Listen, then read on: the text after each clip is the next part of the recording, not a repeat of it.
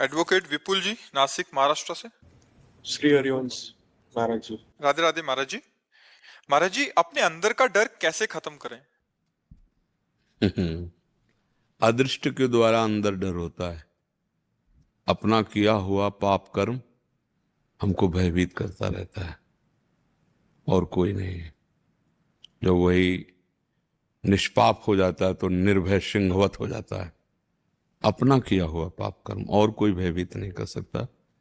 इसके लिए हम कहते हैं कि बाहर के शत्रु को परास्त करने के लिए तो अस्त्र शस्त्र हैं, लेकिन आंतरिक शत्रु को परास्त करने के लिए अध्यात्म है।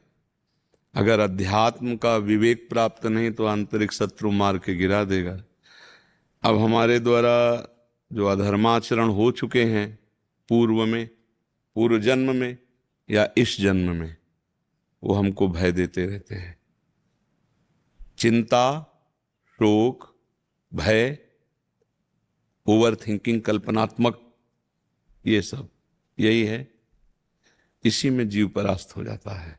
अब अगर वो संभल ना पाया तो ये धीरे धीरे फिर इतनी अशांति में कि उसको जीना मुश्किल हो जाता है।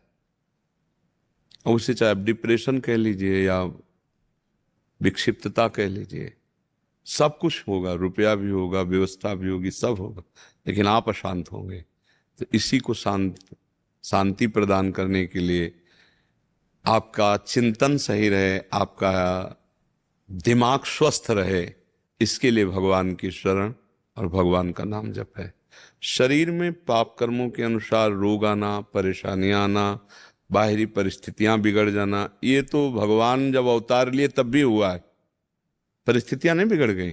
सुबह राज तिलक होना है और 14 वर्ष का वनवास हो गया। कितनी बढ़िया परिस्थिति थी। पूरी अयोध्या आनंद में झूमने वाली थी कि राजा राम बनेंगे, और 14 वर्ष का वनवास हो जाता है।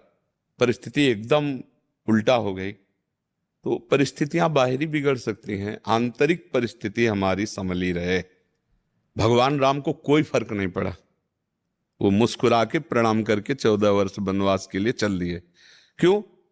वो भगवान ही दिखा रहे हैं कि यदि आंतरिक परिस्थिति ठीक है, आंतरिक हमारा विचार ठीक है, तो हम अभी इसको संभालिए। अभी अवसर है, नाम जप कीजिए। और आप वकालत का कार्य करते हैं, कभी किसी के गलत केस को सही करने के लिए आप अपनी वकालत का प्रयोग ना कीजिए। सही है, कम पैसा दे रहा है, चलेगा। गलत है, अधिक पैसा दे रहा है, नहीं चलेगा। क्योंकि अगर ऐसी गलती होगी तो ये रोग और बढ़ जाएगा। आप करोड़ों रुपया घर में कमा के रखेंगे, अशांति पैदा हो जाएगी, विघ्न पैदा हो जाएंगे आपके दिमाग में और पूरे घर में कलह अशांति। अगर धर्म से चलेंगे तो ठीक है, लेकिन वकील होकर धर्म का चिंतन करे कोई बिरला ही होगा। क्योंकि पढ़ाई लिखाई की है तो इसी बात की है कि हमारे पास केस आवे, और अधिकतर धनी बनने के लिए केस जितना कोई गलत होगा उतने अधिक धन देगा। जो सही चलता है, जिसको फंसाया जा रहा है, वो तो धन से भी हीन है और बाहरी व्यवहार से भी हीन है। वो आपको ज्यादा धन नहीं दे पाएगा, लेकिन गिड़गिड़ा सकता है। तो इतना तो पता चल ही जाता होगा लगभग कि ये आदमी गलत है और ये आदमी सही है। क्योंकि भगवान ने बुद्धि दी है, और फिर वकालत तो बुद्धि प्रवीणता को ही कहते हैं। तो उसके देखने से, उसके बैठने से, उसकी चाल से, उसके कहने से पता चल जाता है कि आदमी गलत है, तभी इतना ऐसा हमें प्रलोभन दे रहा है। तो गलत का धन न ले, गलत का मुकदमा जिताने की कोशिश न करे। अगर नहीं पता चला, बीच में पता चल जाए, तो पैसा भी वापस कर देना चाहिए, छोड़ देना चाहिए।